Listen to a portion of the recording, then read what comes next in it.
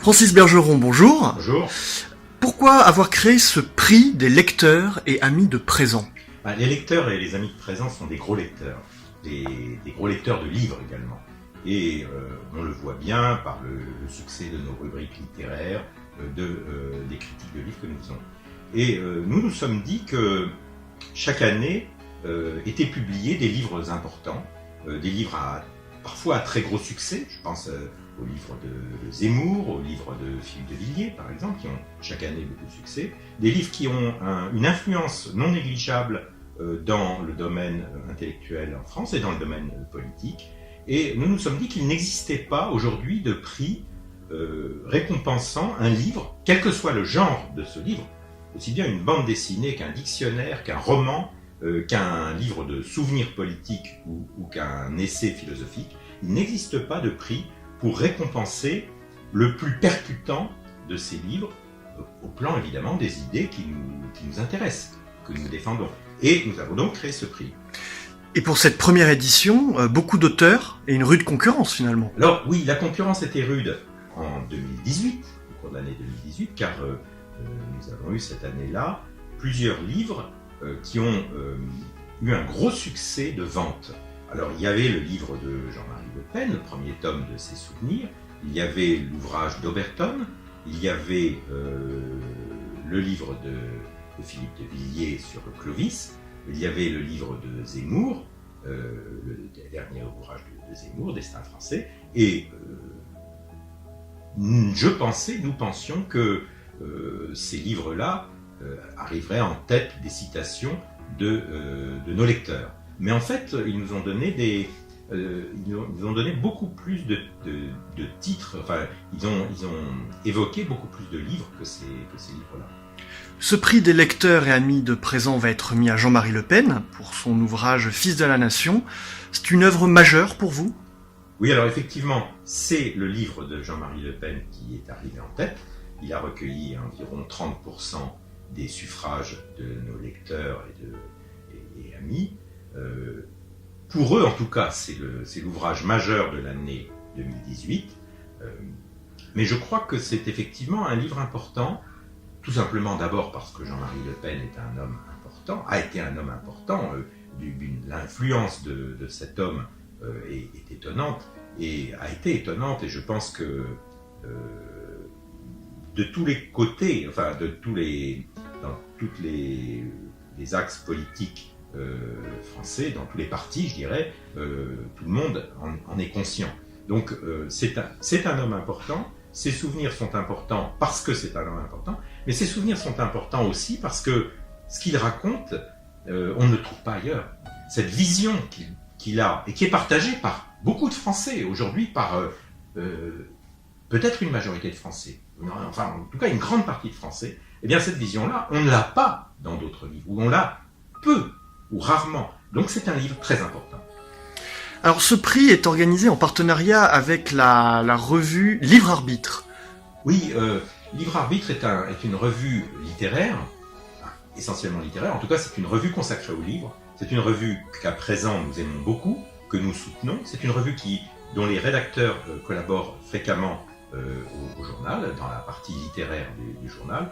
Mais au-delà de Livre Arbitre, nous avons l'ambition, l'année prochaine, puisque nous sommes déjà dans des perspectives d'avenir, l'année prochaine, nous aimerions que ce prix du livre de l'année soit décerné, non pas par Présent et par Livre Arbitre, mais par un ensemble de revues, journaux, hebdomadaires, mensuels, et peut-être aussi par des librairies et par des éditeurs, donc par un pack de participants à cette action qui dirait, nous éditeurs, nous libraires, nous journalistes, nous journaux, revues hebdomadaires, eh bien nous considérons que le grand livre de l'année 2019 a été tel ouvrage. Voilà. Et donc, avoir le Livre Arbitre à côté de nous, c'est une amorce d'évolution possible et souhaitable. En parlant de librairie, vous avez souhaité remettre ce prix donc le 31 janvier à 17h30 à Jean-Marie Le Pen à la Nouvelle Librairie dans le quartier latin. Pourquoi ce lieu ? Alors, un prix du livre, il faut le remettre dans une librairie, ça paraît assez logique. Pourquoi la nouvelle librairie? D'abord parce que c'est une librairie nouvelle. C'est une librairie nouvelle. Il nous semblait intéressant de leur proposer d'être le réceptacle de ce prix, parce que c'est un moyen aussi de faire connaître cette adresse à notre public, à nos lecteurs, à nous, qui ne connaissent peut-être pas encore. Et puis aussi parce que cette librairie, elle est merveilleusement située. D'abord, elle est située dans les anciens locaux de la nouvelle, de la librairie nationale, de la librairie de l'Action française d'avant-guerre. Donc c'est déjà un symbole tout à fait étonnant. Elle est en face du Sénat, quasiment, elle est en face du Luxembourg, elle est au cœur du quartier latin, donc au cœur du quartier intellectuel, ou autrefois intellectuel. Donc c'est un symbole important, c'est une belle librairie, et donc je crois que c'est un très bon choix de remettre ce prix, ce premier prix en tout cas, dans cette librairie.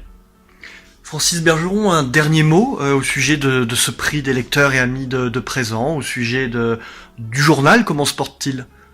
Le journal Présent est rentré dans sa 38e année d'existence. Lorsqu'il a été fondé en 1982, fin 81 très exactement, les fondateurs avaient pris comme modèle l'Action française de Charles Maurras, de Léon Daudet, de Jacques Bainville et des autres, et pensaient faire quelque chose qui ressemble un petit peu à l'Action française. Aujourd'hui, on réalise que Présent, qui en est à son 9288e numéro aujourd'hui, on réalise que Présent aura vécu déjà bien plus longtemps que l'Action française, en tout cas plus longtemps que l'Action française. Alors, oui, nous n'avons peut-être pas les grandes signatures que je viens de citer, des noms aussi comparables. Il n'empêche que la petite musique de Présent, elle est unique. Dans une presse quotidienne française nationale qui est ramenée aujourd'hui à 9 titres, des titres qui sont, pour la plupart d'entre eux, entre les mains de milliardaires. Je ne parle pas de millionnaires, je parle de milliardaires. Patrick Drahi, voilà, des gens comme ça, Dassault, etc.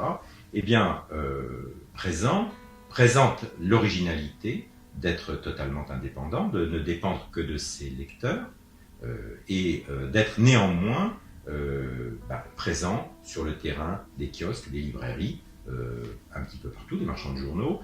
Et c'est une musique différente, c'est une petite musique parce que nous ne sommes jamais invités dans les émissions de radio, nous ne sommes pas aux désinformés de l'info, de France Info, France Info, c'est presque un jeu de mots. Nous ne sommes pas dans ces circuits-là, nous ne sommes jamais invités, nous ne sommes jamais cités. Les rares journalistes qui nous ont cités dans des revues de presse ont eu des ennuis terribles ensuite. Tel est notre destin, si je puis dire. Il n'empêche que nous tenons le coup, pour l'instant en tout cas, grâce à nos lecteurs, et on essaye de faire le meilleur journal possible, tous les jours, 5 jours par semaine, et par ailleurs nous publions tous les 2 mois un hors-série sur un thème particulier. Le hors-série de ce mois-ci est consacré à 2 de nos fondateurs, François Brignot et Jean Madiran, qui ont été des très grands journalistes de la presse écrite.